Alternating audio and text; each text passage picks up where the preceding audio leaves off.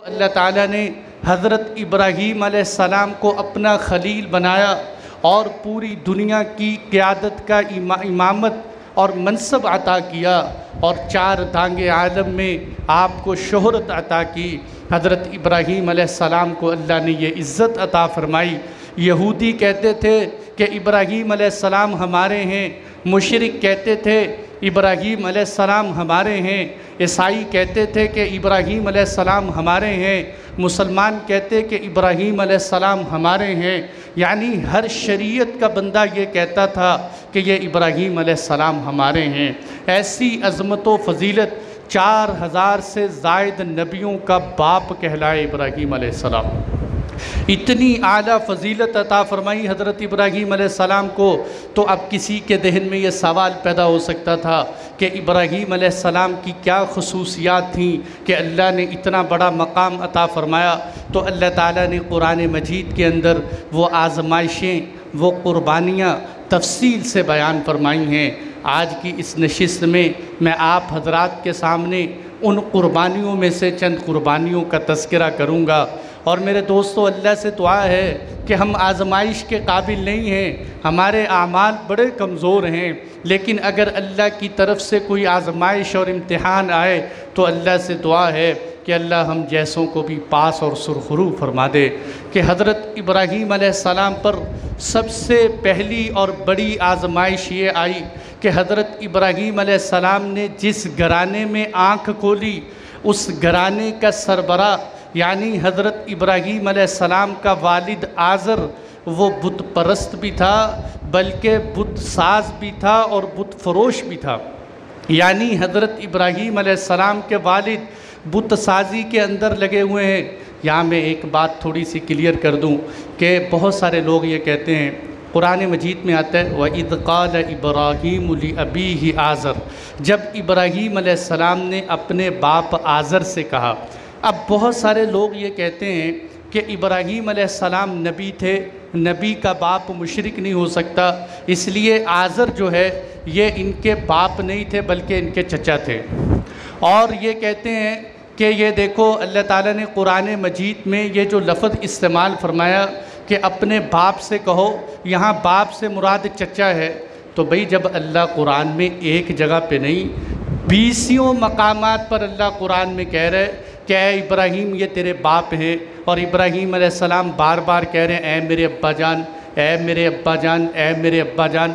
अल्लाह कह रहे ये अब्बा थे, अब्बा थे, अब्बा थे। हम कहते हैं नहीं चचा थे, चचा थे, चचा थे।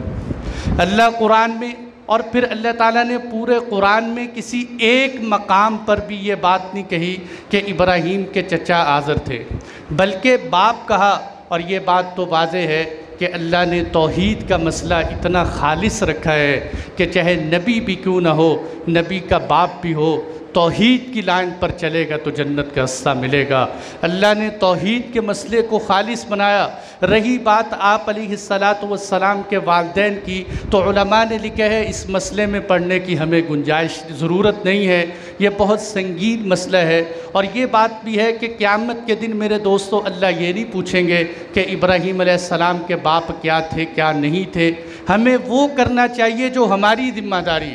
मैं ये बात इतनी समझाना चाहता था कुरान की आयत के मुताबिक कि हज़रत इब्राहीम अलैहिस्सलाम ने जिस घराने में आँख खोली उस घराने का सरबरा वो मुशरिक और बुत परस्त था। और ये बात बड़ी मुश्किल होती है इंसान के लिए कि अपनी बरादरी की रिवायात से बगावत करना, ये बड़ा मुश्किल काम होता है। बहुत बड़े बड़े बेशुमार इंसानों की गुमराही का सबब क्या बना कि उन्होंने अपने ख़ानदान की रिवायात से मुखालफत न कर सके, और बल्कि अपनी ख़ानदान की रिवायतों को अपना कौमी और ख़ानदानी फरीज़ा समझते रहे। इसीलिए अल्लाह ने कुरान में ऐसी पैरवी को जहालत कहा और कम इल्मी कहा कि कैसी पैरवी। लेकिन मेरे दोस्तों, हज़रत इब्राहीम अलैहिस्सलातु वस्सलाम ने ख़ानदानी रिवायात एक तरफ रखते हुए बड़े वाज़े अल्फाज के अंदर अपने वालिद से कहा। कुरान में उसका तज़किरा है वज़्कुर फ़िल किताबि इब्राहीम इन्नहु कान सिद्दीक़न नबिय्या, कि इब्राहीम अलैहिस्सलाम अल्लाह के सच्चे नबी थे। इज़ क़ाल लि अबीही, जब इब्राहीम अलैहिस्सलाम ने अपने बाप से कहा या अबति लिम तअबुदिश-शैतान इन्नश-शैतान कान लिर्रहमानि असिय्या। ऐ अब्बा जान, आप क्यों शैतान के पीछे चलते हैं? शैतान तो रहमान का नाफरमान था।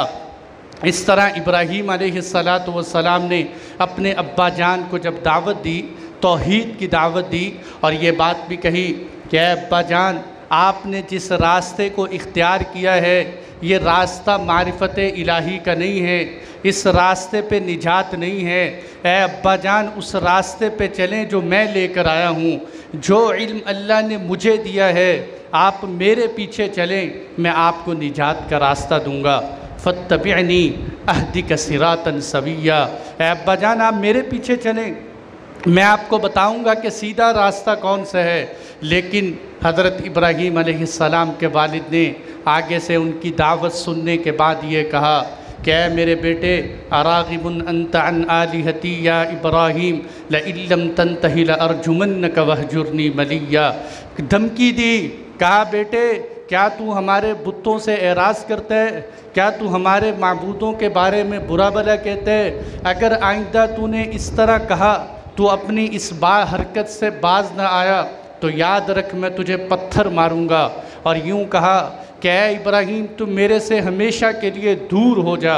ये बाप की सख्ती के अल्फाज हज़रत इब्राहीम अलैहिस्सलाम के वालिद आज़र सख्ती से यूँ कहा, लेकिन कुर्बान जाइए हज़रत इब्राहीम अलैहिस्सलाम पर बाप की सख्ती का जवाब सख्ती से नहीं दिया, धमकी का जवाब धमकी से नहीं दिया, बल्कि कहा सलामुन अलैका सअस्तग़फिरु लक रब्बी इन्नहु कान बी हफ़िय्या। ऐ अब्बा जान, आप पर सलामती हो। आप मेरी बात नहीं मानते तो ना माने, लेकिन मैं अल्लाह से आपके लिए मुआफ़ी ज़रूर मांगूँगा और मैं अल्लाह से दुआ करूँगा कि अल्लाह मेरे बाप को हिदायत दे दे। हो सकता है कि अल्लाह मेरी दुआ से मुझे महरूम न करे। मैं अपने रब से दुआएं मांगूँ। व अदउ रब्बी असा अल्ला अकून बिदुआइ रब्बी शक़िय्या। हाँ, ये बात है कि ये जिन बुतों की तुम पूजा करते हो और जिनके पीछे तुम चल रहे हो, ऐ अब्बा जान, मैं इसके पीछे नहीं चलूँगा, मैं इनको छोड़ दूँगा, लेकिन आपके लिए इस्तिग़फ़ार की दुआएं मांगता रहूँगा और अल्लाह से बार बार मांगूँगा कि या अल्लाह मेरे वालिद को हिदायत अता फरमा दे।